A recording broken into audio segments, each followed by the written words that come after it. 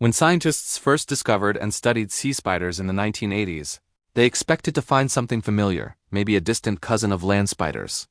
But what they found didn't make sense at all. No lungs, no blood, no real heart, and a brain so small it barely existed. Even land spiders, as creepy as they are, still have to breathe and circulate blood through normal organs. But somehow the sea spider was moving, living, and hunting without them. The scientists were baffled. How does something without the basic tools of survival manage to survive? Did this thing even classify as an animal? For years, the creature boggled the experts, only for them to realize that the spider had evolved into something different. Something they hadn't seen in any other animal on Earth, because in the harshest parts of the ocean, survival isn't just about following a blueprint. It's about adapting in whatever way works, even if it means people questioning how you even exist. Despite their name, sea spiders aren't actually spiders. They're not even arachnids. Instead, they belong to a completely separate group called Pycnogonida, a class of marine arthropods that have been around for over 500 million years. Think about that. They've survived multiple mass extinctions and extreme environmental changes. There are around 1,300 to 1,500 known species of sea spiders distributed across more than 80 genera in 11 families. They can be found in oceans all over the world, from shallow tropical waters to the deep, freezing oceans of the Arctic and Antarctic. However, the deeper and colder it gets, the weirder they become. In most regions, sea spiders are tiny, just a few millimeters across, but in the polar oceans, something strange happens. These spiders grow enormous compared to their tropical cousins. The largest sea spiders occur in Antarctica, where they can grow to the size of a house cat, with leg spans reaching up to 60 centimeters, roughly about 2 feet. This is part of the phenomenon known as polar gigantism, which causes marine species in extreme cold to grow far larger than their relatives in warmer waters. But their size isn't even the weirdest thing about them. These creatures are missing nearly every organ we'd expect them to have, yet they're still surviving after 500 million years. Most animals, including humans, rely on a set of essential organs to survive: a heart to pump blood, lungs to breathe, and a nervous system to coordinate movement. But sea spiders, they break all the rules. They don't have lungs, gills, or any kind of breathing apparatus. Instead, they absorb oxygen directly through their exoskeleton.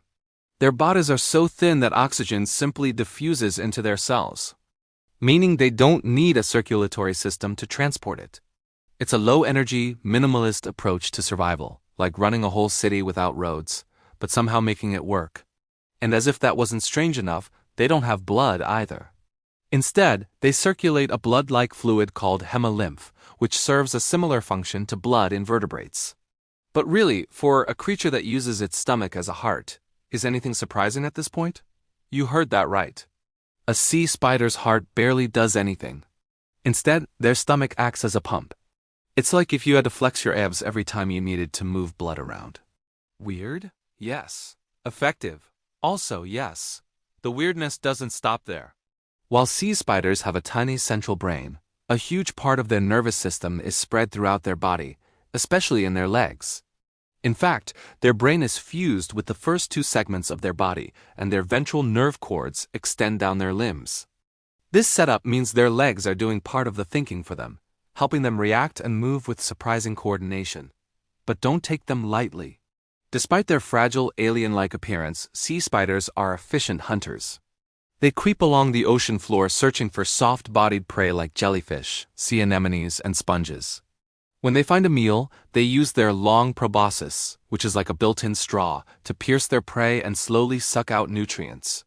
No chewing, no tearing, just a slow, silent feeding process that makes them one of the most patient predators in the sea. Even when it comes to parenting, sea spiders flip the traditional roles upside down. Unlike most species where females care for the offspring, it's the male sea spiders that take on the responsibility of caring and protecting the eggs. This unusual strategy ensures the next generation has a fighting chance in the harsh underwater world. After the female lays her eggs, the male carefully collects them and attaches them to the underside of his legs. In some Antarctic species, males take this parental strategy a step further. Instead of carrying the eggs, they anchor them to the seafloor, a behavior that likely provides additional stability and protection. By securing the eggs in one place, The male reduces the risk of them being lost to strong ocean currents or freezing conditions.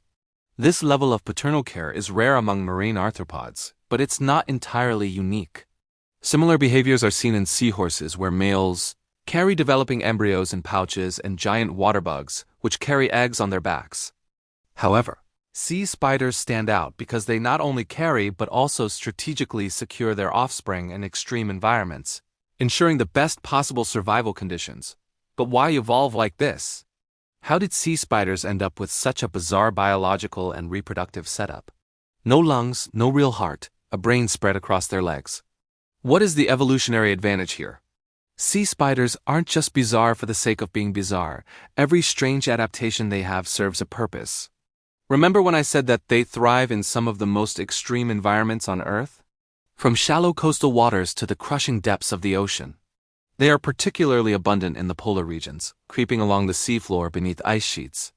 Thinking of cold temperatures? Not an issue for them. Their slow metabolism means they can survive with minimal energy, making them highly efficient in cold waters. Extreme deep-sea pressures? Their bodies are soft and flexible, reducing the risk of structural damage. They don't have solid bones that could snap under high pressure. Low oxygen levels?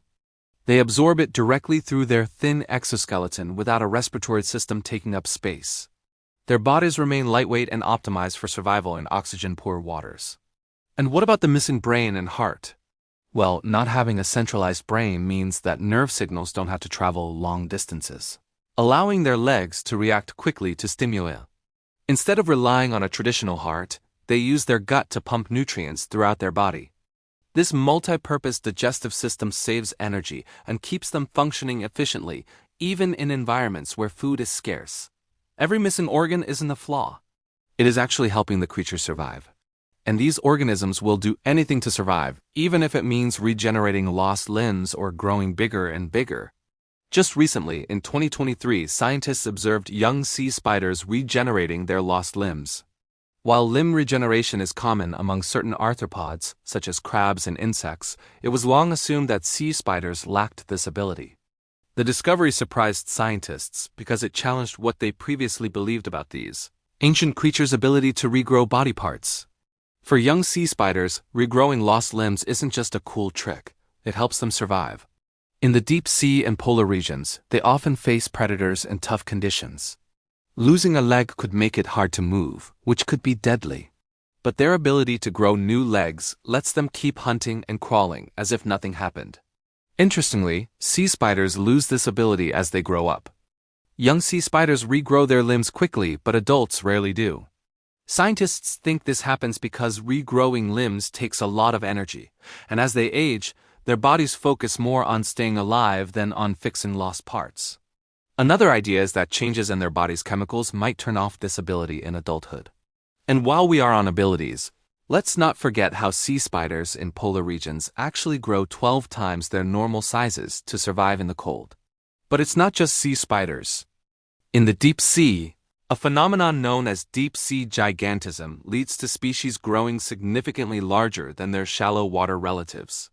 Notable examples include the giant squid, capable of reaching lengths over 40 feet, and the bigfin squid with tentacles extending up to 26 feet.